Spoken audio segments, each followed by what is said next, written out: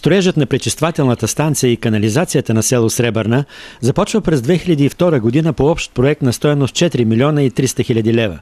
9 години по-късно станцията е готова, но канализацията е до никъде, а изхарчените пари са над 8 милиона лева.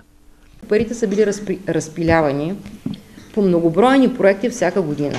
Вместо да се даде ударно за приоритетни проекти, те са били финансирани по 50-100 метра на парче и съответно те, докато се построят от единия край, от другия край те се разрушават. От общината обясняват, че са се натъкнали на непредвидени трудности. Когато са правени 2002 година геоложките изследвания, отдолу се дава скала. Като слязахме на кота 0, основно кота дъно, оказа се, че е тине. Препроектиране правихме, сондажи, набивахме пилоти. Всичко това са пари. Проектът е важен и за екоравновесието в резервата Сребърна. Целта му е да се намали филтрираната и дъждовна вода, да не се влива в този чудесен резерват, който се вижда на фона зад мене, и по този начин се запази биоравновесието.